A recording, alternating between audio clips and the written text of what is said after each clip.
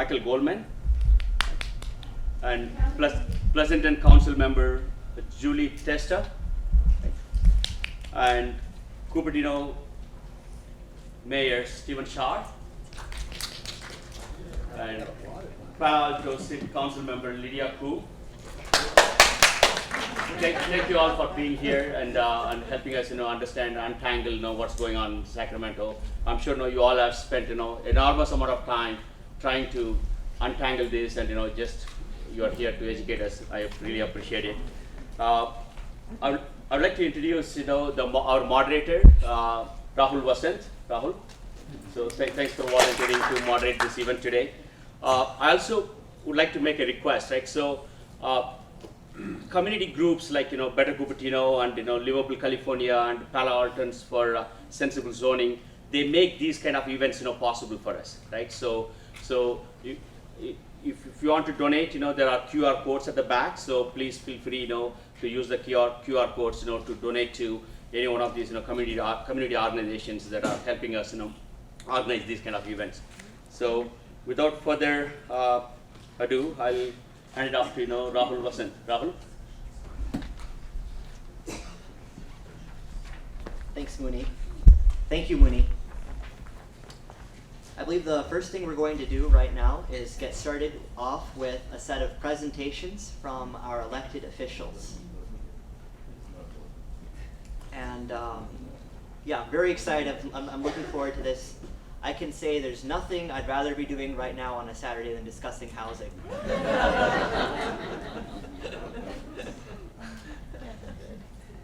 And so who's gonna be the first one? Susan. Great. Okay, we've got Susan Kirsch, the founder of Livable, California. Okay, so the volume is okay if I'm speaking right here without being any closer to the microphone? Yes, is this good?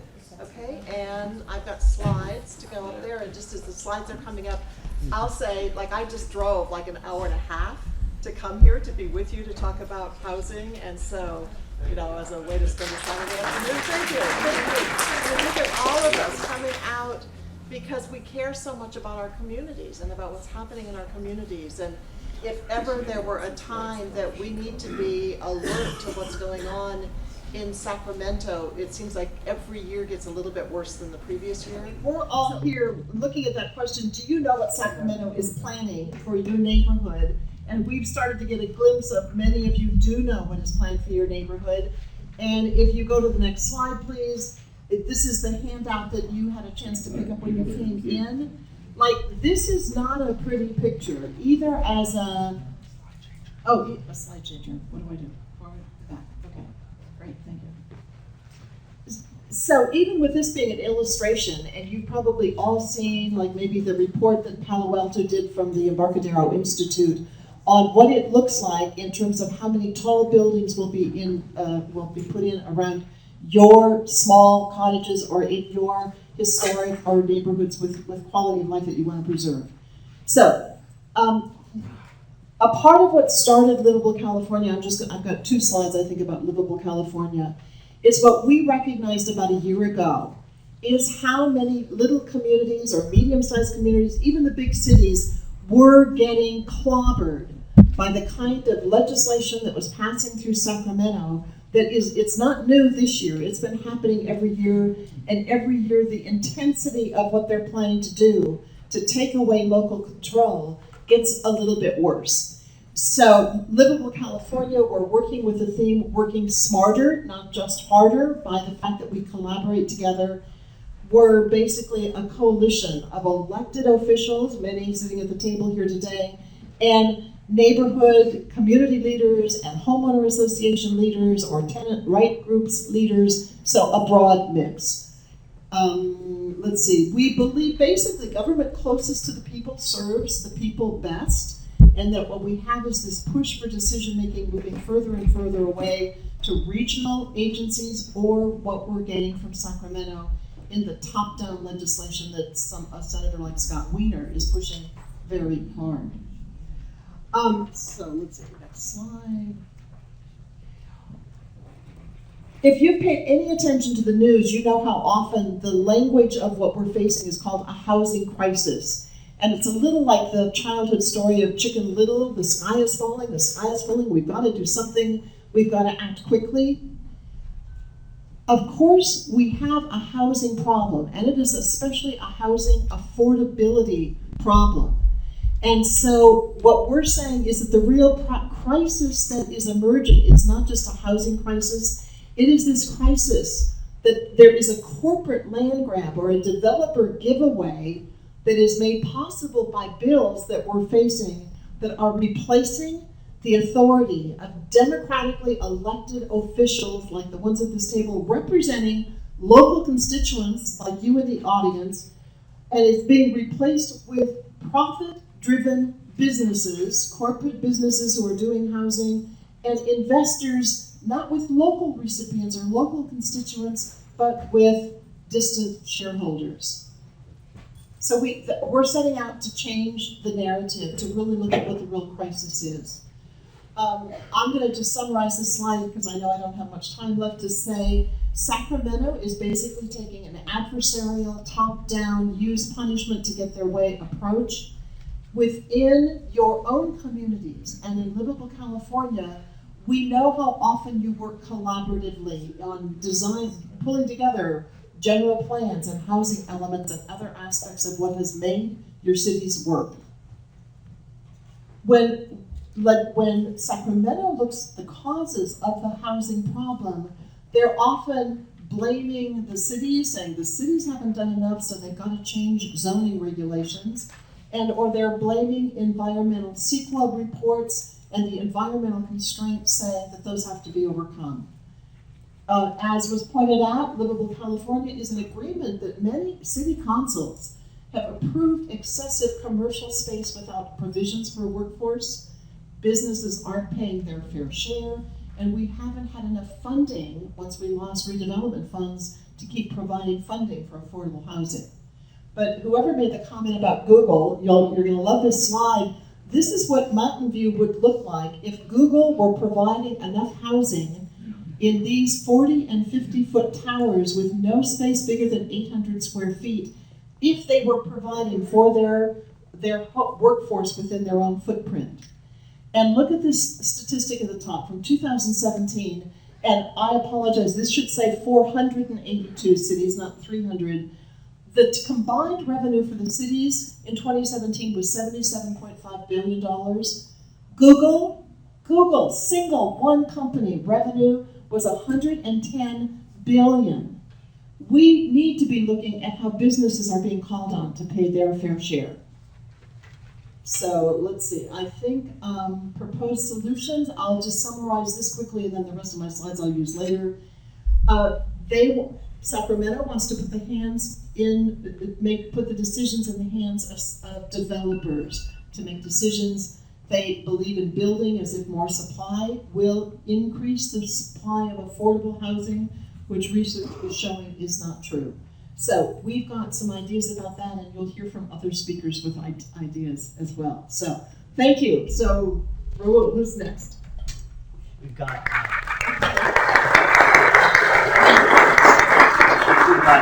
council member from Sunnyvale, Michael Goldman.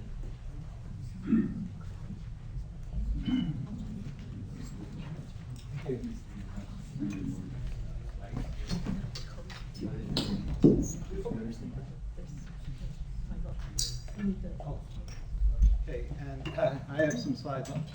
I have some slides also. I'm head of Livable Sunnyvale's extensive Livable California. Sorry. Livable California's extensive R&D department. We believe that we're actually a couple of old guys with spreadsheets. So as soon as my slides come up, my job is to change the narrative. The narrative is. I think you need to hold it. I need to have it. The narrative has been so far that everyone wants to walk to work. They don't, especially the young people, don't care about single-family homes. That's old people stuff. And if only we, the city councils, would allow high-rise apartments everywhere, then everyone could walk to work. The environment would be saved. Greenhouse gases would disappear. And that's what we should do. And it's only a stick in the mud NIMBYs that are stopping that. Okay, well, first of all, what does SB 50 do? It applies to job-rich communities. Okay, oh, that sounds like Palo Alto, sure. San Francisco, sure. Merced, well, the definition of job-rich is more jobs than the surrounding area. Merced has more jobs than the surrounding farms, yes. So it's job-rich. School areas with positive outcomes. Anyone know someone who says, whose principal says, my school is not a good school?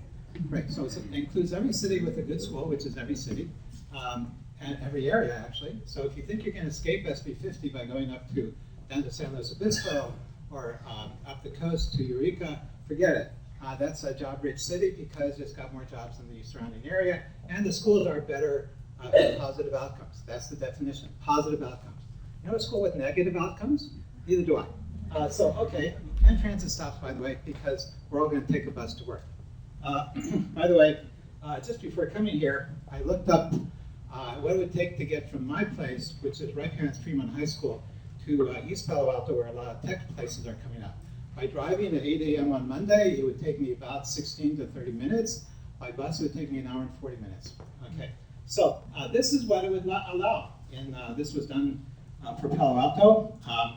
And there's one half parking space for each unit. So 2 people, 2 wage earners in one apartment, and you get 1/2 parking space. I'm almost encouraging, I almost want this to pass because it is so stupid that I can't talk anyone into this. I've talked to the UVs types, and it's like, whoa. And these are smart people, by the way. They have PhDs in physics and engineering from MIT and Stanford and all. But their belief system overwhelms all of it, and they think this will work. And all we have to do is get one, and everyone, and we will see, okay, no one's taking the bus because, hey, it's too slow. Okay, this, everyone thinks, oh, tremendous growth in Silicon Valley, we must accommodate. I'm going like, what growth?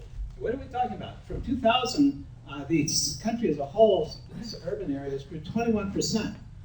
There's Minneapolis, St. Paul, 21%, standard. Okay, Los Angeles, City of Angels, La La Land, all that exciting Santa Monica, Surf City, 8%. That's nothing. You know, compared to the rest of the country, that's a shrink of 15%, 14%. Cincinnati grew more. Cincinnati's the butt of all the jokes. You know, blah, blah, blah, blah, Cincinnati. Ha, ha, ha. You know, this is the metro area, right? Not the city itself, because people are moving to the suburbs. They've been moving to the suburbs since the Industrial Revolution. Suburb comes from ancient Rome, ancient Latin, because people didn't like the crowded city. They went suburbis murae, the suburbs. San Francisco, San Jose, tremendous growth. Google, Facebook, you know the crowd. Grew to 15%, almost as much as Kansas City, Missouri. Whoa, okay. You know, people move here for the weather, right? That's why Minneapolis, St. Paul grew almost twice as much as LA. Almost 3 times as much. Okay. Most cities are affordable. We're talking about a couple of cities that are not, but of the 300 largest metro areas, over almost 90% are affordable to the people with the median income, and a lot of over 50%, over 60 are affordable to the 80%. Okay, why is housing so expensive? Because some people can afford it. Not me, but some people. Because if Apple's making $1.9 million revenue per employee, they don't care about money. They don't actually make anything. They design it. Some Chinese guys make it. Same with Facebook and Google and all the others. They don't care. I have talked to them and I say, it's costing you money, it's costing us money. They don't care. They simply don't. Is there a shortage? If there's a shortage of something, price will go up. If the price goes up, does that mean that there's a shortage? No. A Lexus 500 costs $93,000. Get all you want. Buy 10 if you want. There's no shortage of them. It just costs a lot. What do people want? 50%. And this is, by the way, for the Urban Land Institute, which really wants to believe that everyone wants to live in pack and sack apartments. 50% say they want to live in rural or small towns, rural areas or small towns. There's 14% live in big cities, and a couple of, only 12% actually want to. The others would just assume be the heck out of it, but they got to do what they got to do. If given a choice, you have to choose. Would you rather live in a single-family home and drive? That's the red bar. Or live in an apartment condo and walk? That's the blue bar. And the Urban Land Institute keeps asking this, hoping they'll get the answer they want, which is everyone wants to live in a condo, and they don't get it. It's about 50-50. Some will say, okay, I hate driving, so I'll live in a condo, and the others say, I don't care. I want a single-family house in a small suburban community, like Pleasanton. So let's look at Palo Alto. If you can afford Palo Alto, you can afford anywhere, okay? And so what are they doing in Palo Alto? Everyone walks to work? Well, no. 6% are commuting over 50 miles. That's 2002. 8% of the workers are commuting 50 miles in from Gilroy. Palo Alto, that's 2002. 2015, 14 years later, it's increased. 6% from Palo Alto to Gilroy or whatever. Now it's 8%. So you build more housing, you put in more industry, and you get more and more of what we got. You keep on doing what you're doing, you're getting more, keep on getting what you're getting. It's not gonna, so how is this compared? We're actually kind of averagey, not exactly on the high end of averagey. Tampa, St. Petersburg is a little more super commuters than we have. Dallas has a few less, 12% instead of 14%. LA actually is 10%, because most people commute by time, and LA is so congested, it takes, you're just not gonna do 50 miles, it takes forever. But we're kind of an average big metro area, so like deal with it, you know. This is affordability. We're kind of in the middle. Affordability is really high in recessions, like the Great Recession, boy, houses were cheap. Not so high in bubbles, not so very low affordability in bubbles, like the housing bubble, liar's loans and all that stuff. Dot-com bubble burst, you can see the drop. We're sort of in the middle, so where's the housing crisis? Well, the housing crisis is young millennials who've not seen a recession because they graduated after 2012, when the recession was pretty much over, and they think, I want to live in San Francisco and I can't afford it. I can't live in Palo, I can't live in the Champs-Elysees either. That doesn't mean much. So is this where we're going to go? It could be. My job is not to tell you what's good or what's bad. My job, I feel, is to say, you make choices. We all make choices. And if you keep on making the choices we're making, we'll keep on getting what we're getting. So there are solutions. One is you build these companies enough for the transit they're causing, enough for the housing displacement they're causing, to make it incentivize them to get the hell out of here and expand in Sacramento and Riverside, which are actually growing, do have lots of buildable land, and people actually like to live. Sacramento's nice, I've been there, it's nice. Anyway, so here we go, thanks.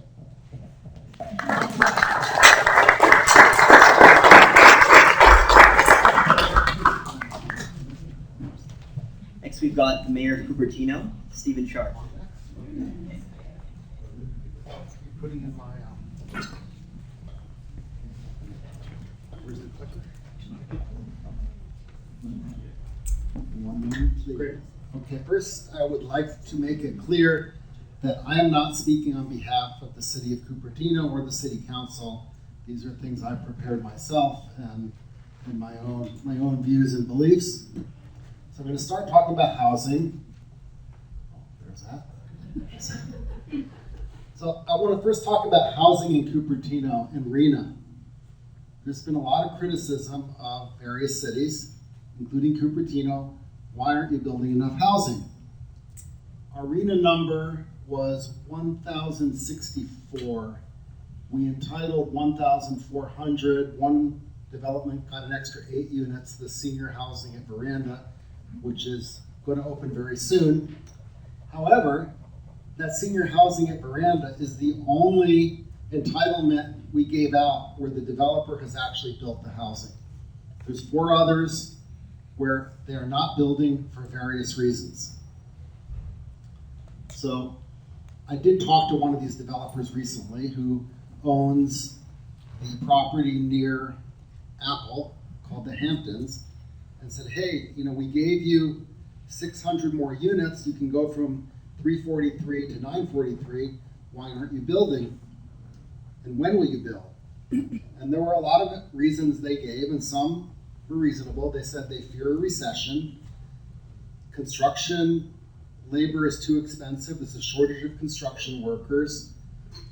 Materials are too expensive because of the president's tariffs on imported materials. They think that our mitigation fees for traffic, etc., are too high. They don't want to pay the community benefits that they agreed to, which are $7 million for our civic center, primarily our library program room. Then it got worse. They said they don't like inclusionary housing because they said the BMR units end up with more domestic violence, more drunk and disorderly, too many people and too many cars. They said they prefer paying the in lieu fees, and then the city would take that money and go build inclusionary housing on their own, which, as many of us know, those fees are just way too low to actually buy land and build sufficient housing. And that's why we have the density bonus, where the developer includes the inclusionary housing in their new development. Now these were all done before the Palmer fix, so they have about 10% below market rate. And by the way, the market rate is not forever. There's a time limit after which it expires, and it can go back from BMR up to market rate. Now this is the LAP from LAFCO. I can't remember what LAFCO stands for. It's a county Local agency. Formation Committee. Local Agency Formation Committee. And this is from 2016, so it's a little out of date, but this is the jobs housing balance that LAFCO has. And I took out cities like Monte Sereno and Saratoga, which don't have many jobs, so they were kind of irrelevant. So Cupertino and Sunnyvale are around very close, 1.07, 1.08. San Jose, because they have so much housing and not a tremendous amount of industry, is the best at 0.89, although since it's such a big place, their allocation is higher. Now this was interesting. It was in the Mercury News last week, and I'll read it. It says, on Tuesday, Sam Liccardo, the mayor, said he was aghast to find that the city last year granted planning permits for fewer than 200 units, a step before issuing a permit, signaling there aren't many homes waiting to be built. He may have been aghast, but we've known this for a long time, and we're aghast, but we've been aghast for quite a while. And we would love to find a way to get developers with entitlements to actually build, just like the mayor of San Jose. But then it got worse. He said that they should consider temporarily reducing mitigation fees and taxes for high-rise apartments and exempting them from 15% low-income units. So this is just worsening the affordable housing crisis, and as Susan pointed out, that's what we really have. If you've got tons of money, there are plenty of empty places to rent or buy. But if you're low income, you're in real trouble in this valley and in the Bay Area. And that's why we're trying to get more BMR units built, both by having an inclusionary requirement and by funding exclusionary projects like the Veranda, which are 100% affordable for seniors. So I talked about this earlier. I won't go through it again. This is the project that isn't being built right next to Apple's new spaceship campus. So I was talking to some people, and as you know, Cupertino gets attacked a lot. I got attacked. I made a joke during my State of the City, which of course got taken out of context, and I will not repeat it here. We have entitled 140% of our RENA. And personally, I think RENA is a great idea. Do fair allocations, tell the cities, what they're required to do, but you need something else that says, once someone takes an entitlement, hey, you have got to build in a reasonable amount of time. You cannot just sit on that forever. So who knows what this logo, this is the old Apple logo, which I found, because I kind of like this one. And we get attacked a lot about Apple. So this was where the spaceship is now. This is before the spaceship was there. It wasn't an apricot orchard, although I was told before it was HB, it was an apricot orchard, but it's not now. In fact, now there's actually more trees because Apple planted a great many trees. So I just want to get away from the idea that all of a sudden we went from an empty piece of land to 13,000 jobs on that site. Because what really happened was HP slowly depopulated that site. At the peak, they had 9,800. In 2010, when they left, they said it was 60% capacity, so I calculated they had 5,900. Now, at Apple, they didn't run out and hire 13,000 new people for the spaceship. They don't hire that many people. It takes them years to hire that many. They transferred them from other buildings, some in Cupertino, some in Sunnyvale, and other cities. And they added some new employees, service workers, food service, maintenance, security. So this narrative that gets repeated endlessly by some big city mayors, Cupertino's terrible. They added 13,000 new jobs at Apple and didn't build any housing. It's just not true, but they're endlessly repeating it because someone's telling them that's a good thing to say. Valco. The question I get asked everybody I talk to, even today I was at Home Depot in San Jose, not the one near Cupertino, but the one down on Hillsdale Avenue, and someone asked me what's happening with Valco. I just cannot get away from it. So here's Valco in happier days. That parking lot is now an apartment complex, 19,800. And what are the options at Valco? Well, there's several things that could happen.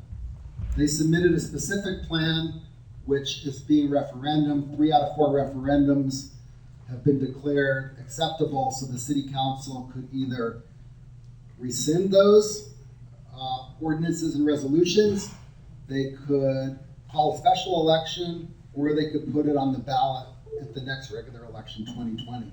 The SB 35 plan could be built. It's facing some court challenges. We don't know what's happening yet. Or what many of us hope is that the landowner will submit a new specific plan. So how can anyone be against housing? This is the hills of Valco. Well, this is why. These are the housing deficits. And the square feet of office, the retail, the hotels, and the number of housing units, and what the deficit would be depending on how many square feet per employee you think there are. These go from 150 to 300. So it's a huge deficit. So why should we be anxious to create a further housing deficit? It just doesn't make sense. We should have balance. And then there's school impact, rent, and so I ran numbers on school impact. They're waving the time at me, so I'll finish. So it varies. And what the company that did the report, they didn't include all the relevant data. What they did say is, oh, don't worry, the kind of housing going in at Valco, people with kids won't want to live there. So the housing will be the school impact will be very low. But the reality is, based on past housing developments in the city, what they said not accurate. So I ran my own numbers. And it's interesting because the SB 35 would have much less impact because the BMR units are all very small and people in BMR units tend not to leave. I'm not sure what that 5 means. It means your time is up. It's actually 10, Oh. 10 now. Okay, It's 10 well, then minutes. I have 5 more minutes. Okay. All right, well, I'll finish up and just be aware of the false narratives that are continuously promulgated by those with a specific agenda and financial interests. And be careful about building beyond your infrastructure. Okay, thank you.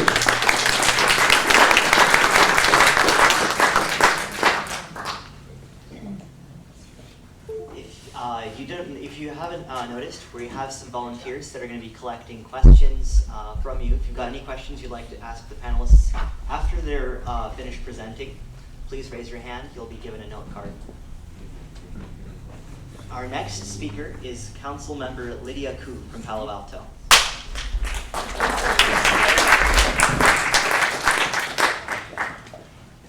Thank you, Ron.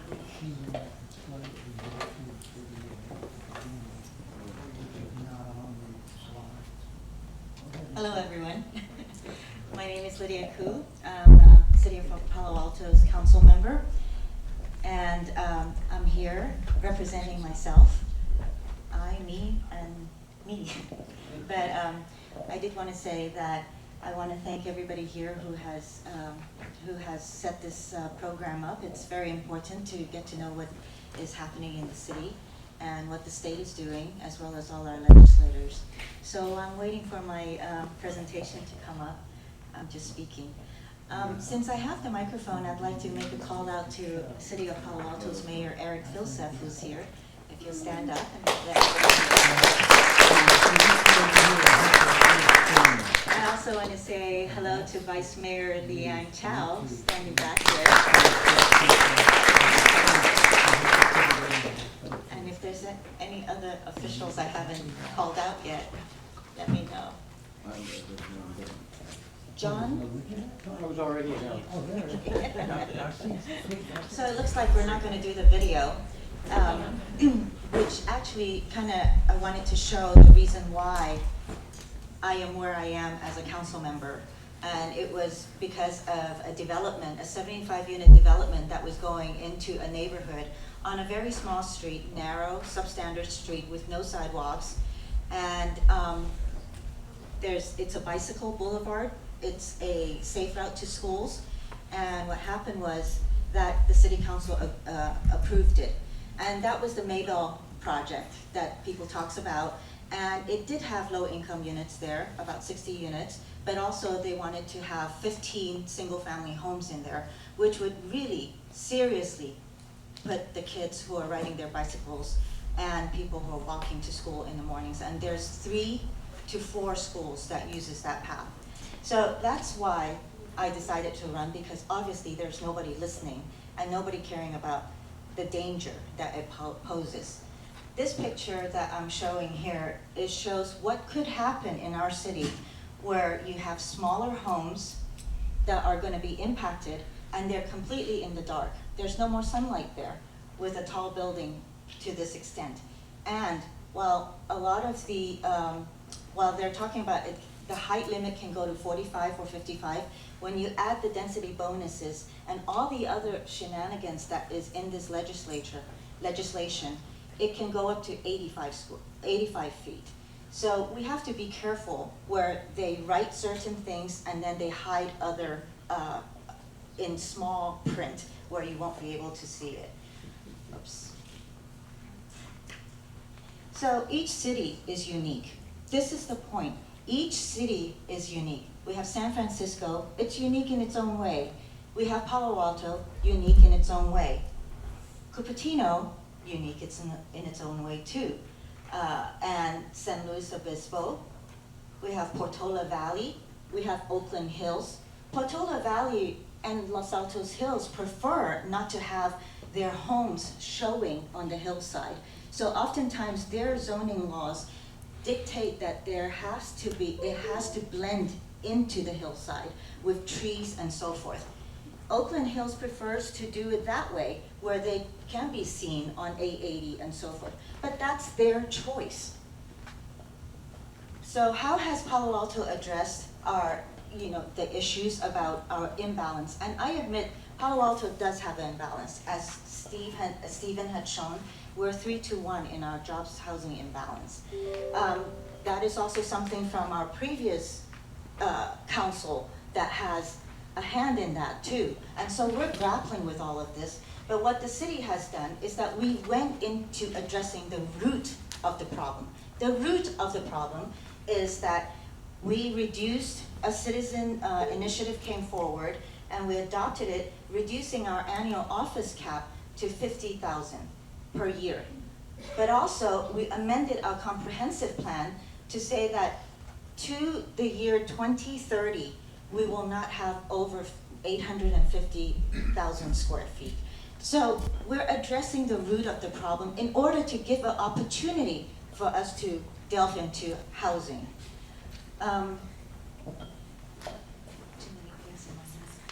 And we have also taken a stab at investing in affordable housing, truly below market rate housing. This is subsidized housing, not just saying let's throw out all market, any type of housing. Trickle down economics does not work in housing. So we've invested 15 million of the city funds for a mobile home park where they were gonna close it down. We have also invested 10 million into Wilton Court, which is a 30% to 60% area median income. So there's gonna be units for disabled kids, for disabled persons, and also for low income. Then also Supervisor Joe Samidian has also brought forth a county parcel where they're gonna be focusing on building for teachers, and the city has invested another 3 million in there. Now, while we have also a council majority that is more or less for pro-development, they've also gone ahead and done changes to our zoning laws. However, when we're doing that, we also have to be reminded that we still have to keep a balance, because when we deregulate completely, what happens is that we might find that we are now causing other issues such as parking, over-enrollment in schools, and our infrastructure. But in any case, our city has decided to accelerate the supply for housing, and so our ADU ordinance has gone even beyond what the state wants. And we have a housing ordinance that has increases in its floor area ratio and density, and within its existing envelopes. But it also has reduced parking. So, these are dense buildings that are going to have less parking. And mostly it has eliminated site and design review. So now it just goes forward, whether it's compatible to your neighborhood, to a next door house or building, it doesn't matter. So we're gonna have dense boxes in neighborhoods, and the city's character is gonna be gone. We also approved 100% a project that is 100% affordable. So what we need to understand is, what is the definition of affordable? Affordable word is being just thrown around left and right, but when you look at it, our City of Palo Alto Municipal Code defines affordable as income up to 120% AMI. And I took a small subset of Santa Clara's AMI, and you can see, for one person at a moderate income is 105,000. So this project that is going to be coming forward, that is 100% affordable, do you think they're going to build anything under 60% AMI, or are they going to be building between 100 and 120% AMI? I'm not going to answer that. And unfortunately, we weren't able to save the 75-unit hotel president apartments for the tenants due to the Ellis Act. So under the Ellis Act, the owner is able to get out of the rental business. And this apartment building actually had rents that people could afford. Yes, it was not subsidized, but it was something that people could afford. But now, the owner is trying to turn the building back to a hotel, which is going to be high-end luxury. So, to finish up, what we have is not a housing crisis. What we have is a crisis of legislators who do not relate with their constituents anymore.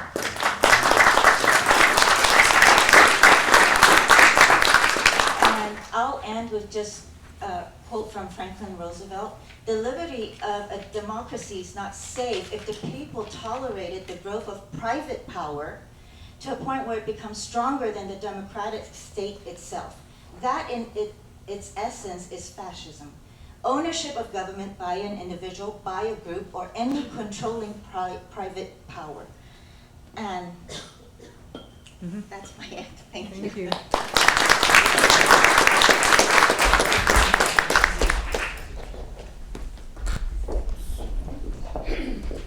Our final speaker is the Vice Mayor of Pleasanton, Julie Testa.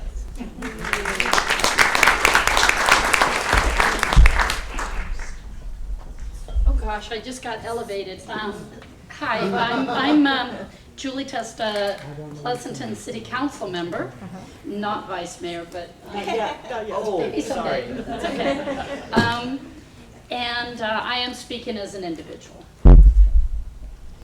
I'm going to go ahead and start because my slides loosely follow my presentation anyway, and to save time. So first, what I wanted to start with is that I fully support my city's 20% inclusionary housing ordinance.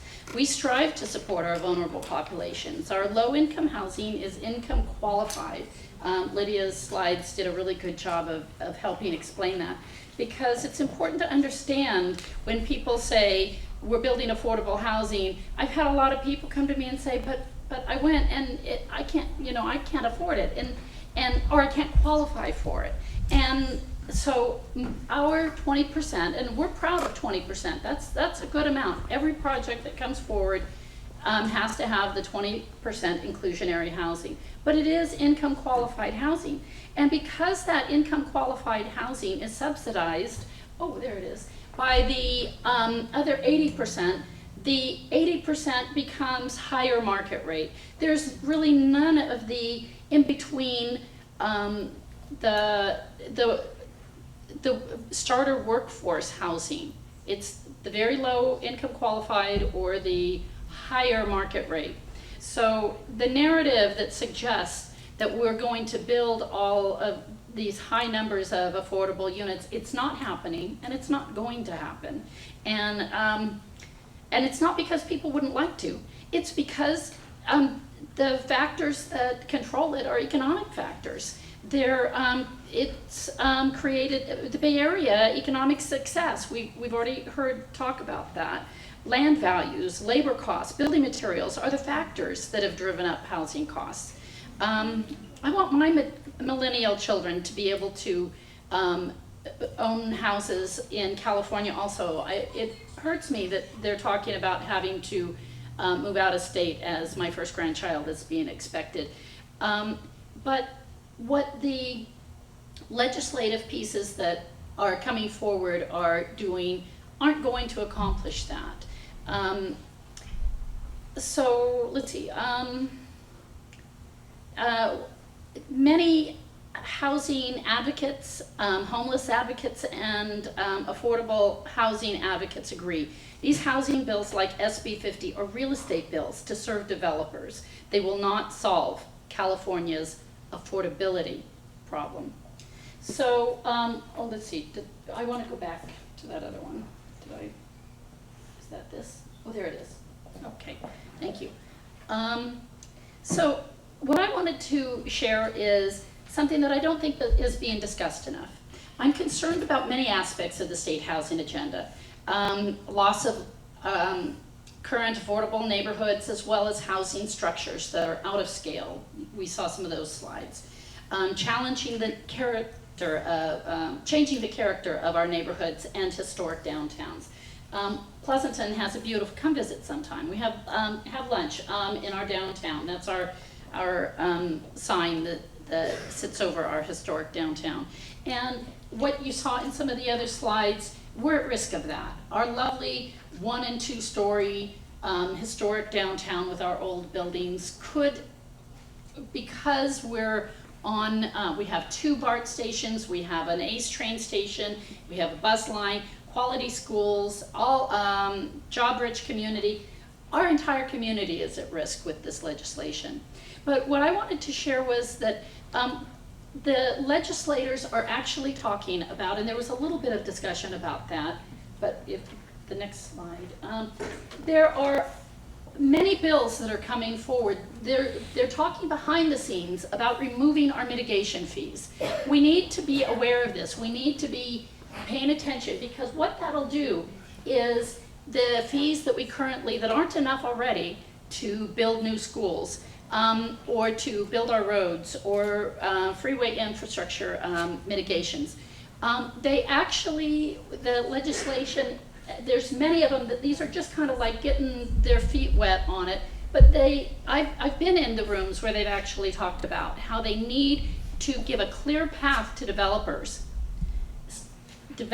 wealthy developers, give a clear path by removing developer fees to make it easier to build. You heard how developers are saying that they can't pencil out, and so they're not building. So The suggestion is that all of those fees, that they no longer would have to pay to just build, baby, build. Well, what's going to happen? How do we then meet our infrastructure needs in our communities? Let's see the next slide. Okay, so the governor says that we need 2.5 million new housing units in 10 years. How many new schools is that? Where's the funding going to come from? How much more traffic does that create, and who will pay for those road improvements? Especially if at the same time they want to remove the mitigation fees that we've depended on in the past. So the answer is you will pay that. If you look at many of the bills, next one, the bills that are being created are to make it easier to pass those bonds. So we're going to no longer, we used to say new development should pay its own way, but we're going to remove those mitigation fees so the developments no longer pay those. And so we have to figure out how are we going to meet those infrastructure needs. This legislation is setting up, making it easier. Instead of 2/3 majority on passing bills, right now, ACA 1 is already on the table. It hasn't passed, but it's on the table, where they will reduce from a 2/3 majority to a simpler 55% majority. That it makes a huge difference in being able to pass those bills. And the other bills are starting the process. Nothing is actually on the table that, other than on the accessory dwelling units. It actually says no mitigation fees, and I those are smaller and lesser and not as much of a concern. But really what it comes down to is this responsibility. The financial burden will be removed from the big business, developers, special real estate, big tech, putting the financial burden on cities and homeowners. These bills will not produce significant quantities of affordable housing, workforce housing, or solve the California affordability problem. Tell your legislators to distribute job centers to housing-rich areas. There was a little discussion about that earlier. Less congested parts of the state. Oh, next one. Let's see, last. There we go. To require large employers to use some of their record profits to pay to offset the housing problem they create, not us. Ask your legislators, who do they serve?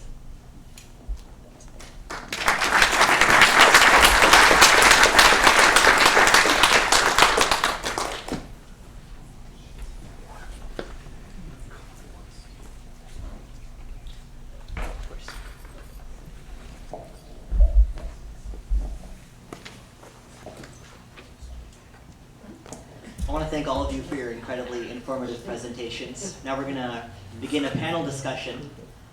I have some questions that I wanted to ensure get asked because there are a lot of bills in addition to SB 50 that are quite relevant when it comes to land use and zoning in municipalities.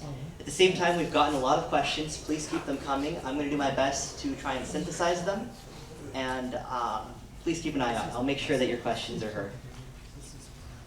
One thing I wanted to start off with is SB 330, which was proposed by Senator Skinner, and it would prohibit on land where housing is an allowable use, cities, counties, and even voters themselves, through initiatives or referendums, from making amendments to a general plan or zoning ordinance that would reduce the intensity of land use from what was allowed under the January 1st, 2018 general plan.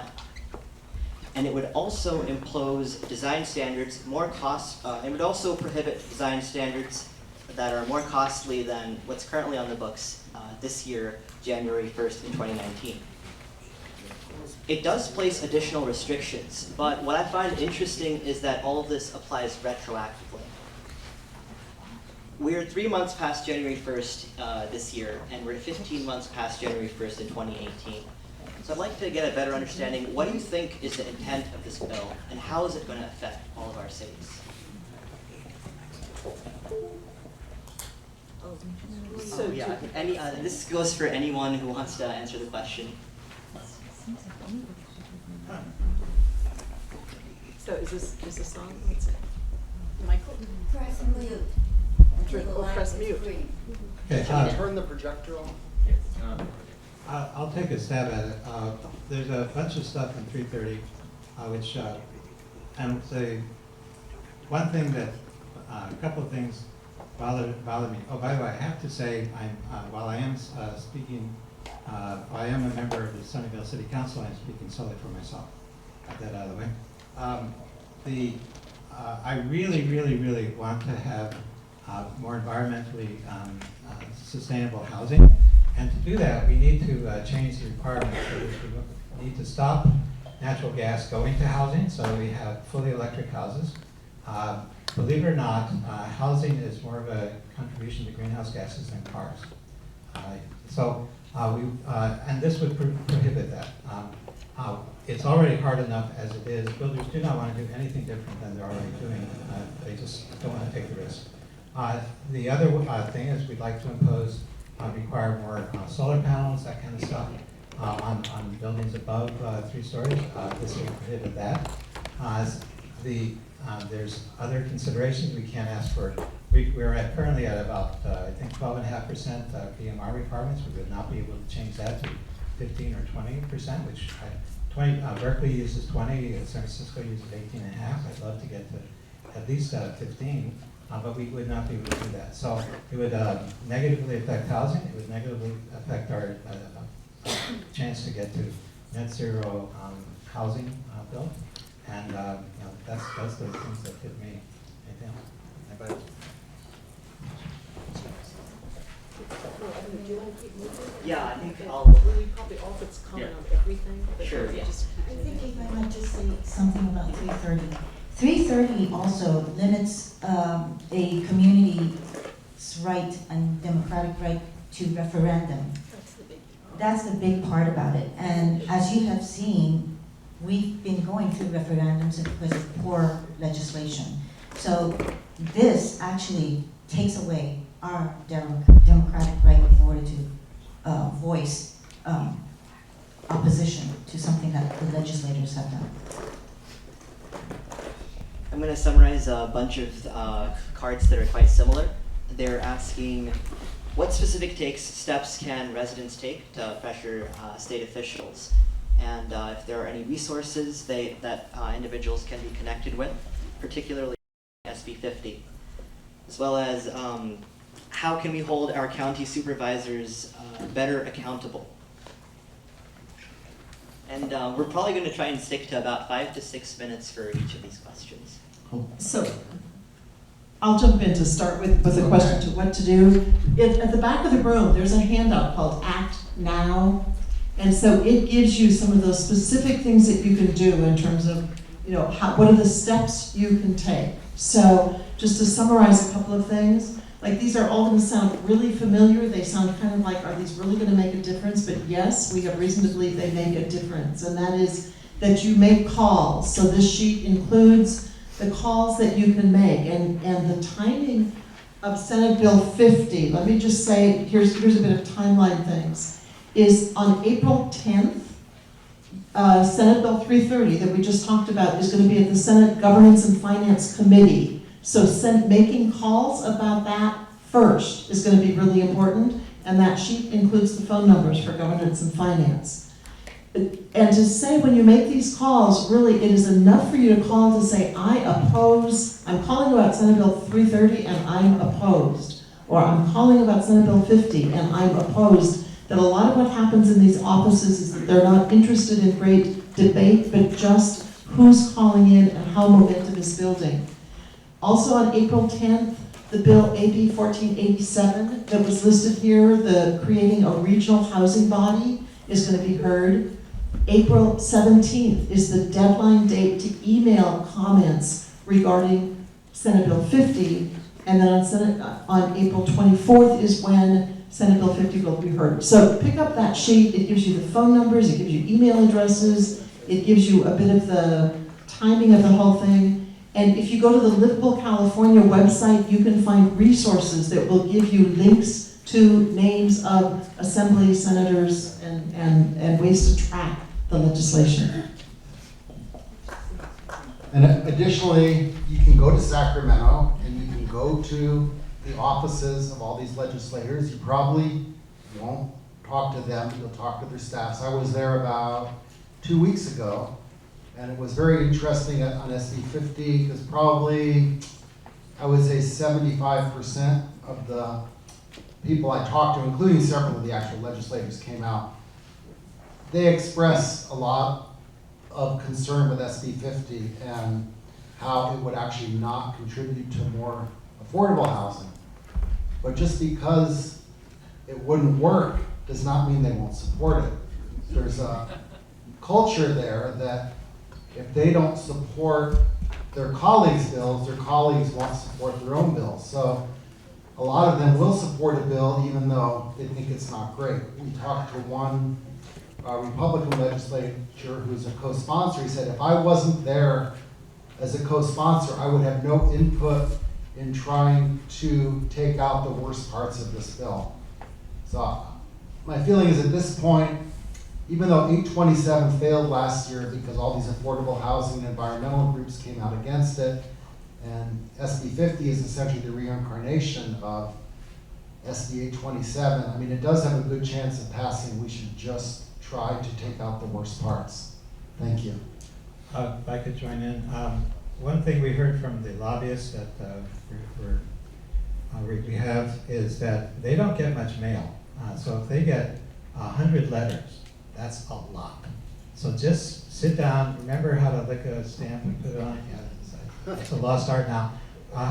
They got 100 letters, they say, oh my God, that's huge opposition. They're not seeing the opposition this time that they did from 827. So we need to, show them they're wrong. I think what's happening is people like me are getting sick of this and just saying, fine, do your worst, I'm out of here. If this thing passes. Thanks. Can I just, I'm in no way ready to say, just go ahead. And myself and Susan, in fact, were Tuesday at the hearing on Senate Bill 50. And it was disheartening because we were also there a year ago for 827, and it was very different. So they are feeling very comfortable with an enormous amount of support, and they're not. We know the majority. We know if it went to a vote of the people, it would not pass. But they don't have to hear us when they're there. And so when only a few of us show up, we need those emails, we need those letters, we need to have people from different districts in different cities. That's why I'm here today, because we do need to all join together, because if it isn't a united voice, they have those special interest groups that are lining up. Okay, so may I come in with one thing too? Just to say, don't forget the importance of your own assembly member and senator, and letting them know that you vote, that you pay attention and you vote. Just to say, last November when, in Cupertino, you had an amazing election here that caught a lot of people's attention because incumbents were ousted, and the challengers who were talking about the importance of sustainable growth or having other languages than build, build, build were the people who won, and that happened in Los Altos and Mountain View, and people are paying attention. So if you call, I think most of you, you're represented by Jim Bell and Evan Lowe, make those calls to them, even though they're not on the committees. Let them know you want them to be walking the hallway saying your constituency is not happy with whatever the bills are you want to focus on. Great. I'm going to ask one more question now from my sheet about AB 68 and 69, which involve accessory dwelling units, ADUs. As a brief summary, they're prohibiting certain ordinances that impose requirements on minimum lot size. It's really difficult to summarize lengthy bills concisely. So the other bill is requiring the local agency to submit the ADU's ordinance to the Department of Housing and Community Development within 60 days. The important distinction is that the burden of proof is going to be placed on the local agency and not the developer. So my question is what's the most profitable way individuals are going to be able to take advantage of these two bills, and what types of changes might we see in the Silicon Valley region particularly? Okay, I'll start. One big concern I have with ADUs, besides the effort to exempt them from fees, that they will, an ADU will have impact on parks and schools. But the biggest issue is the ADU going to be rented out as long-term affordable housing, or is it going to be rented out as a short-term rental unit? If you're spending $120,000 to $150,000 building an ADU in your backyard, you are probably going to be renting it out for $200 to $300 a night as a short-term rental, because you have to pay for it. So I'm very concerned that we're going to end up with a lot of short-term rentals, but not a lot of affordable housing, and I'm not sure what the solution is to that. I'll chime in. One of the things on the ADUs is it will, in Sunnyvale, you have to live in one of the units. If you have an ADU in your backyard, you have to live either in the main house or in the ADU, but you can't just like be an absentee landlord. These bills would get rid of that. And so I can easily see investors from around the world, New York, Moscow, Shanghai, saying, oh great, I can get some, buy property there and just never even see it and rent it out. And so we've become even more and more a rental-based community. And people who are renting typically rent for about 2 years, and they don't have a big investment in the community because they know they're not going to be there that long. Sometimes they don't even change their voting registration. The other thing is that one of these bills, I can't keep them straight, is allows you to split off one. So you sell your house, someone from Moscow buys it, it's a safe deposit box as far as he's concerned, puts an ADU in the backyard, and then can split that property into 2 properties. Then they can split that new property with the ADU on it, has enough land for another ADU, they can split it again and sell it off. And you have a lot of little things. No parking is, extra parking is required. We're all supposed to take the bus and walk. So there you go. So if I might briefly also add, AB 68, which is also the ADU, still talking about the topic, the bill would prohibit any ordinance from imposing requirements on minimum lot size, lot coverage, or floor area ratio, and would prohibit an ordinance for establishing size requirements for accessory dwelling units that do not permit at least an 800 square feet unit of at least 16 feet in height to be constructed. So they're just bypassing everything, and the next day you'd have in your backyard, probably at the fence boundary line, a 16-foot high, over 800 square feet dwelling unit. So that's one. And then the other one, AB 69, requires the housing and community development to report if you're not following the ordinance, and report it to the Attorney General. So then now it puts the responsibility on the city to defend itself. So it's a tattletale, and they're using the housing and community development to do that. So this is, again, very much top down. Takes away any control from local cities. Okay, I've got a lot of great questions from the audience. I'm going to try and get to every single one of them. I'm going to combine some of these questions. One is, what specific steps can we take to pressure state officials to listen to residents about SB 50, as well as a question from Angela from Los Gatos. I don't see that they are offering affordable housing. How are they helping or not? And there are 2 other questions that are pertaining, I think. I'm going to summarize this and say, what are some alternatives or solutions to the legislation that's been proposed when it comes to affordable housing or incentivizing affordable housing? Yeah, it is about affordable. Sorry, it is about affordable housing, but this is the basic law of economics going back to ancient Babylon. If you increase the density, you increase the cost. If it were otherwise, Lower Manhattan would be the cheapest place in the world, followed by Hong Kong. At the moment, the Lower Manhattan is the most expensive real estate in the world, exceeding Hong Kong. And if you look at Hong Kong, it's dense. It's not cheap. It's half the people that live there live in subsidized housing, or otherwise they couldn't live there. So everything that increases the density increases the cost. What you need is, if you're going to become like New York, you need a New York transportation system. You need subways and elevated, and you need a lot more ways to get in and out. One of the problems getting from Sunnyvale to Mountain View is there aren't that many roads. It's about we're all a bunch of cul-de-sacs and streets that go nowhere, like I live on. You just can't get there. I will say over and over and over and over, you can build as high and as dense as you want. You have to get people in and out, and we can't do that in our city. Yeah, and I would add to that, when you look at New York, the general area, there are a lot of people that want single-family homes. They live out on Long Island or Staten Island. From Long Island, they take the Long Island Railroad into Manhattan.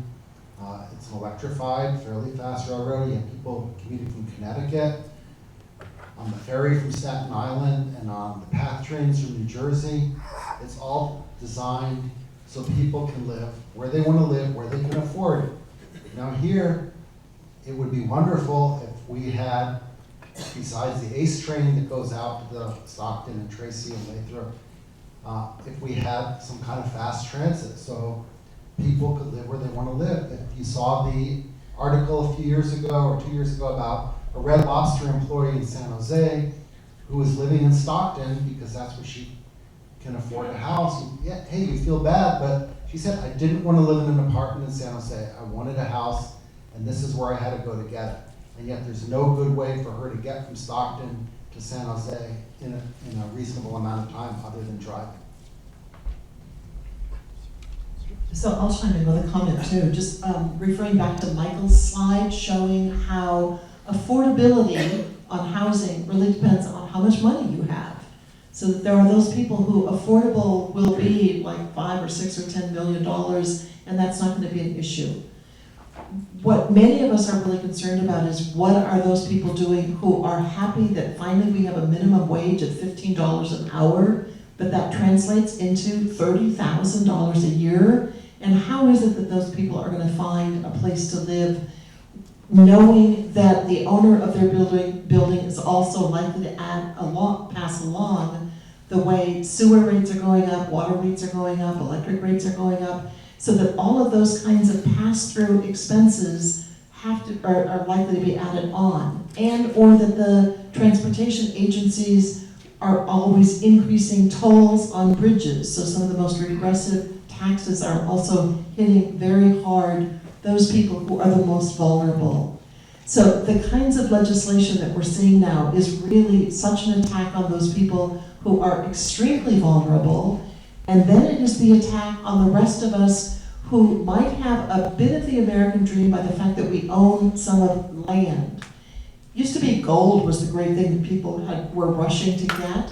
Now, what corporate America is rushing to get is more of the land ownership. So the same way farming went into becoming corporate farming, our middle class is going to be squeezed out if these bills pass by the fact that the ownership of that land will go into the hands of fewer and fewer people. That 1% that we heard about during the Occupy movement, that's a part of why this crisis is just a great concern to me and colleagues, that it is the way in which that middle is disappearing, and we have then a very, very rich 1% and a very, very poor group of vulnerable population. I also want to add that we have to be purposeful. As cities, we need to be purposeful about ensuring that subsidized housing below market rate is actually built.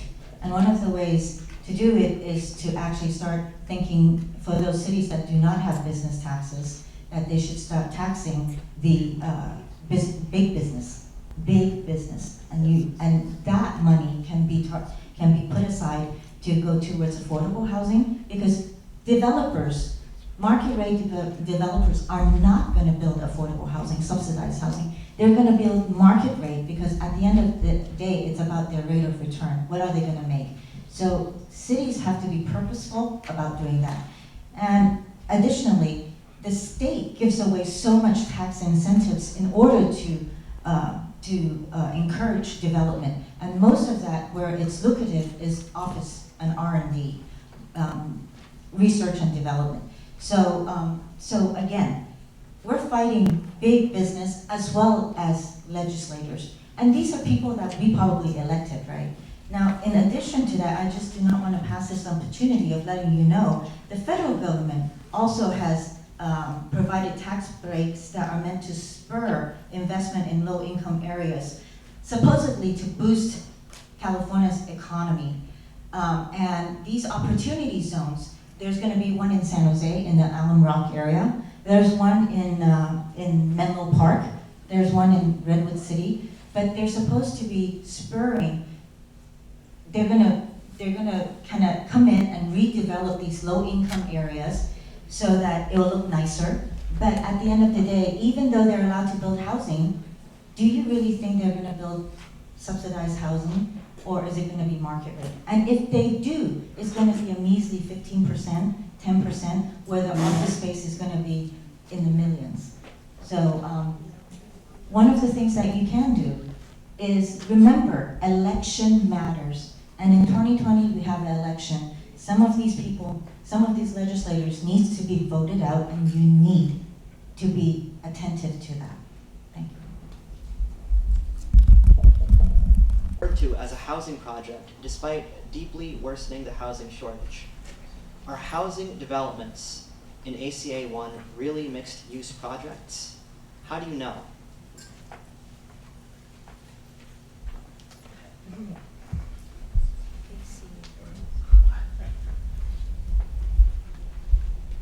No. No. Thank you. No, seriously. You're absolutely right about what happened at that big shopping center.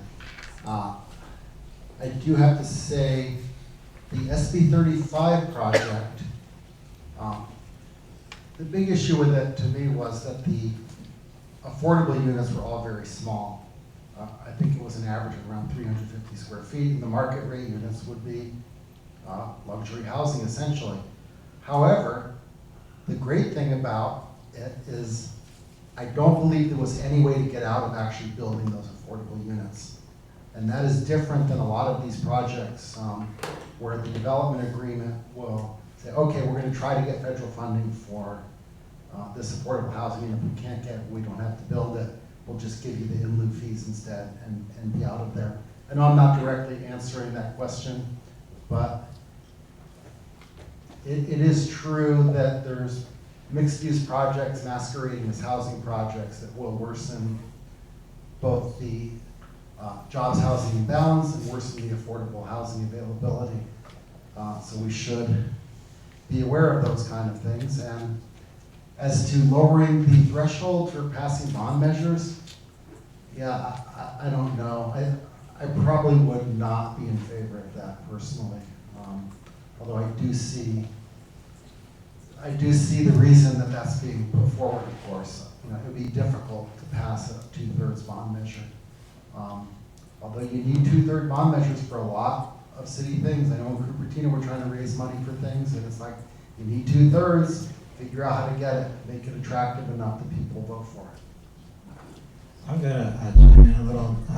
This is about housing bills, but as I will say till I drop dead, housing is just a part of the puzzle. The other part is transit. One question is, I hear all the time is, where will the teachers live? Where will the cleaning lady live? Well, the teachers can't afford to live on, who teach people in Lower Manhattan, cleaning ladies who clean the Wall Street offices. They can't afford to live there either, but it's not a problem because they get on the subway at Queens and they're there. They snooze, read a book, whatever. We don't have that. If we don't have the transit, the housing isn't going to work, period. But we have two choices really. We can become like LA, which is just such an awful mess, it's just not growing anymore. Or we can become like New York City and spend literally billions putting in a huge transit system. The problem we're facing is geography, that we have decided not to fill in the bay, thank God, or pave over the hills. And once you do that, you've lessened the land available, and everything else costs, just raises the cost, period. So for the detail about the ACA 1, here's a bit of what is I've got from the description of that.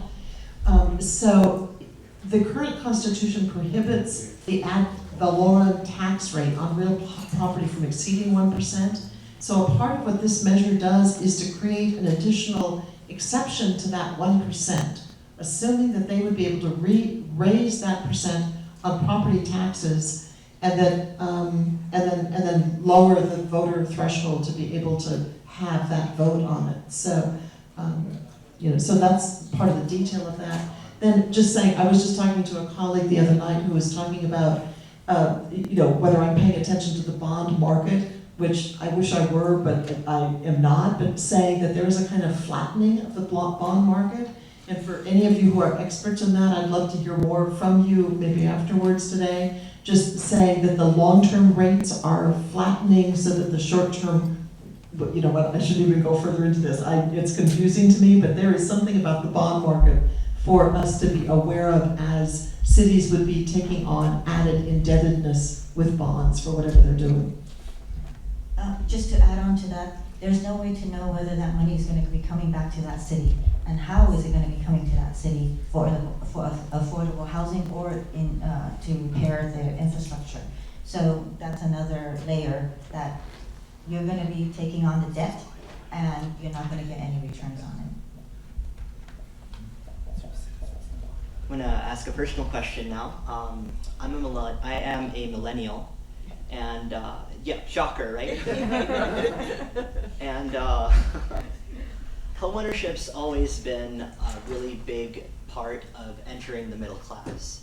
And I'm sure everyone here knows that it's a lot more difficult to buy a home these days. And I'm going to combine this with another question about younger workers in the area as well as around the country.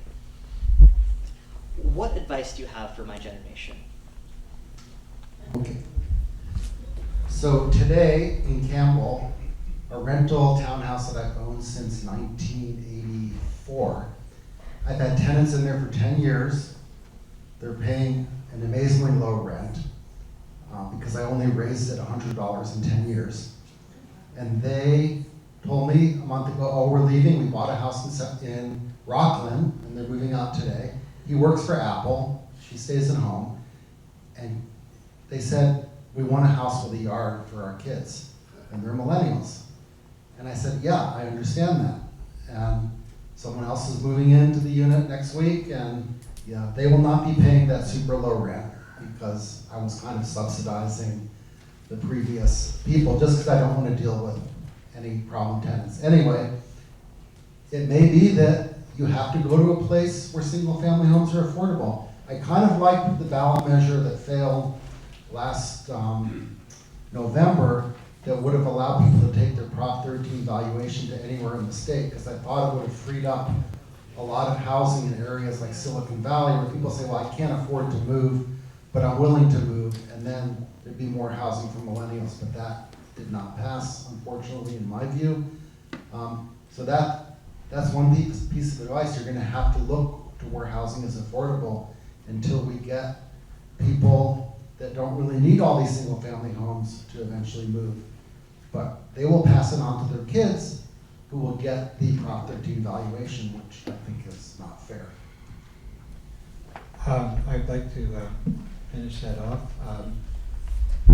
Millennials, I was a millennial, I was young once, and I wanted a single family house, and it never occurred to me, it simply did not enter my brain that I could, that I should have some right to buy it anywhere I want. Because if I could, I would have chosen Lower Manhattan. I kind of like the place. I started grade school there. But it's out of my reach, and I just said, okay, well, that's out of my reach. So my mom was a single mom, and she moved us to the suburbs in Long Island, which is very nice. And the idea that, honestly, I have to say, it comes across as entitlement, that I, as a millennial, gets to live anywhere they want. If that were true, I would choose the Champs-Élysées, please. And if you, or Mayfair in London, that's a really nice place. In Mayfair in London, you can get a very nice townhouse, looks great, about 3 stories, brick, you know, nothing special. It's only $7, $8 million. And in New York's and Manhattan, you can get a very nice single-family house, the few left. Brownstone, 4 stories, top floor for the live-in nanny. It's only $12 million. People have been moving to the suburbs to afford what they want. The idea that somehow every place in every square inch in every place should be equally affordable to everyone is bizarre, and I'm not going to even dignify it. Thanks. And if I can just add, when my husband and I got married, we identified where we wanted to raise our family, and we did have to work our way to different levels of property to finally be able to have that home in the neighborhood that we wanted and with backyard. But our first property was a result of a first home buyer program. In Pleasanton, we are reviewing our first home buyer program. I do think that that's important. And I do think that that we need to have programs and opportunity to help people out. It doesn't mean a gift. For ours, it was, we got help with the down payment.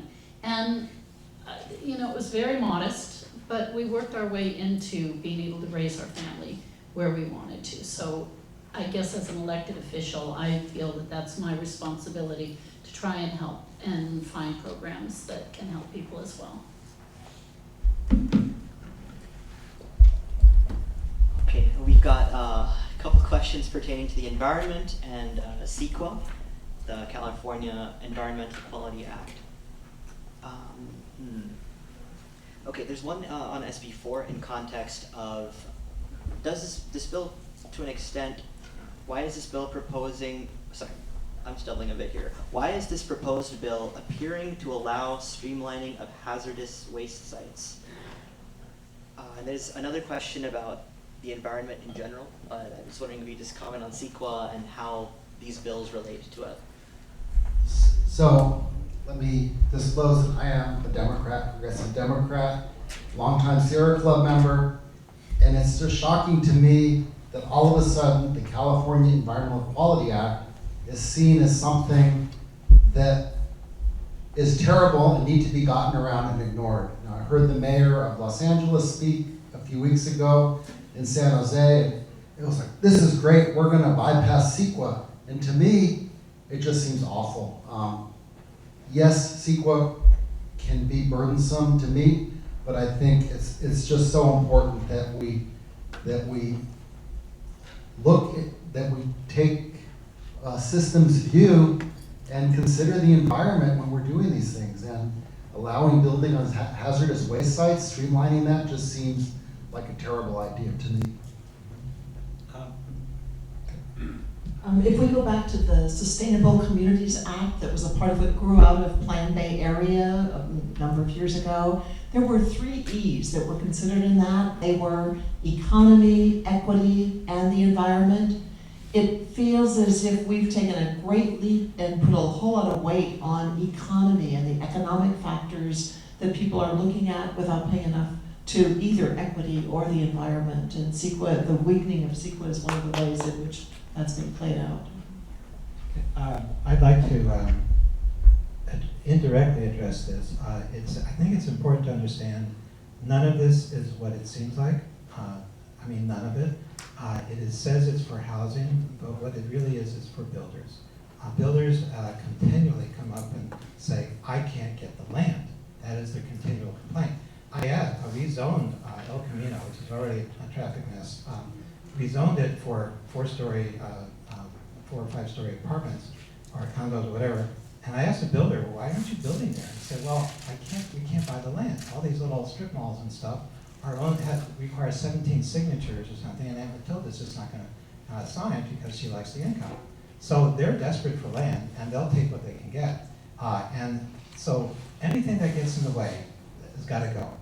It takes $2 million to be elected senator, state senator. It takes $1 million to be elected assembly member. Where does that money come from? Well, it doesn't come out of my back pocket. It comes out of builders, construction unions. And so they call the shots. And that has got to be understood as a motivating factor. It is not any sympathy for the poor millennials who can't afford to house by a colonial Victorian in San Francisco.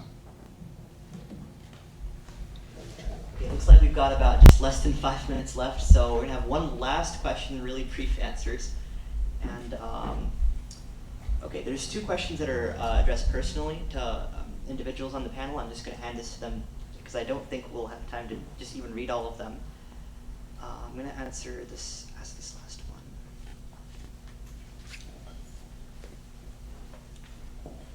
What are some ways to combat money in politics and better influence our state legislators? And then there's other questions, how this ties into long existing laws. Okay, that is the thing. Sorry, that is the question of the day. They screwed up. They only outspent me 6-1, my opponent, and so I actually won. They didn't make that mistake in the next election, and my friends and allies who were hoping to join me were outspent 12-1. So this is pocket change for them. One of these developers has a multi-billionaire. He has a 185-foot yacht. I looked it up. It costs him $100,000 a month just to staff it, even if he doesn't walk and get on it. So for them, this is nothing. $1 million, spread around all the city councils, that's nothing. So that is the one thing we have to do, because it is about the bucks, period. One beginning, middle, and end. I want to say one more thing about that. The cities that signed up for this, mayors, because the city councils have not, are desperate. They cannot pay their bills. San Francisco has a budget of, forgetting the airport and Muni, of $5 billion. They have to borrow to about $100 million to pay it. And these are good economic times. They are bursting at the seams with new buildings. San Jose is just as bad. They had to cut their budget because they had to borrow last year. They still have to borrow now. This is all pensions and just mismanagement and all this good stuff. In the next recession, there's going to be a wave of bankruptcies, and flip a coin whether San Jose or LA goes first. But they are desperate to get the building in because they want by right to just not have to deal with anybody, CEQA or housing advocates, just bulldoze all the low-income places, put up high-rise apartments, and get the new tax money. Yeah, I would also point out, if anyone paid attention to Mountain View recently, there have been 3 approvals to tear down apartment complexes with rent-controlled housing and build market-rate for-sale housing, which is allowed under the Ellis Act. The city council has no authority to stop it because the property owners are not asking for density bonuses or any changes. And of course, the city must think it's great because their property tax is going to go up. They're going to get parcel taxes from each individual parcel instead of one from a huge number of units on a parcel. And people say, oh, why is the city council allowing this? Well, they had no choice, and they probably like it because they're getting more revenue.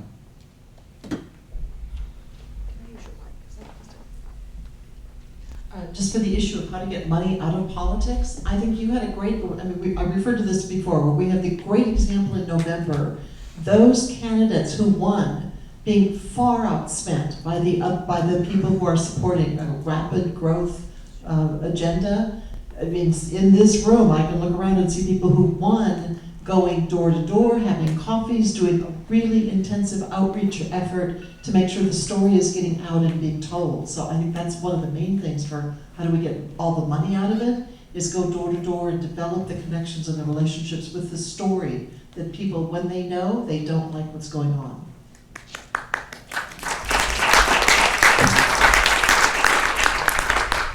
Everyone, I want to thank each and every one of you for coming here, making this event possible.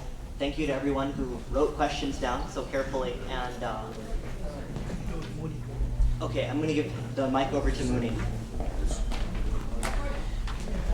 Before you close, I want to say one thing about money in politics. I'm Lydia of Los Altos City Council, but speaking for myself. And that is, and I've had legislators tell me this very directly, There are only two things that matter to legislators: the money on which they run and votes. You represent the votes. If you vote against these folks, if you call your friends and neighbors who don't live in your same district, but who live in the districts that are on the list that Susan's provided on that sheet, call your friends that live in Riverside County, that live in Southern California, call your kids who've moved out of the area and live in Eureka or wherever they are, have them call their legislators and say, if you vote for this, I will vote against you in the next election. That is what they care about, and that is the power that everyone in this room has. Please use it. Okay, in closing, so thank you all for coming, and apologize for some technical challenges. Our i5 projector didn't work, so we had to make do with a backup, so that worked out. I'd like to thank the distinguished panelists and also Rahul and the audience. And there are a few items, just as a reminder. So if you go to Livable California website, if you type in your address, there's a link there. That tool tells you, what the SB 50 will do to your neighborhood, right? It will tell you, what kind of buildings, the developers can build right next to your home, right? So it's very important, go get an idea and, pass on that link, to others, the people that you know, right? So, and pick up the cheat sheet, on the table there that tells, what can you do to stop these bills becoming laws, right? So that's very important. And also subscribe to Livable California as well as, Better Cupertino websites, because they hold, these kind of informative sessions to keep us informed and educated so that, we can act. As Anita Inander said, the vote is the most powerful tool that you have in your hands. They can spend, how much ever they want, you can still beat them. And that's been sufficiently demonstrated in Cupertino, right? This outspent, in our council election, 100 to 1, and we still, beat them, right? You can do it, every one of us, if you do it in our cities, the people that run for higher offices, will take note, right? That's pretty much it, yeah. So thank you all. Enjoy your rest of your weekend.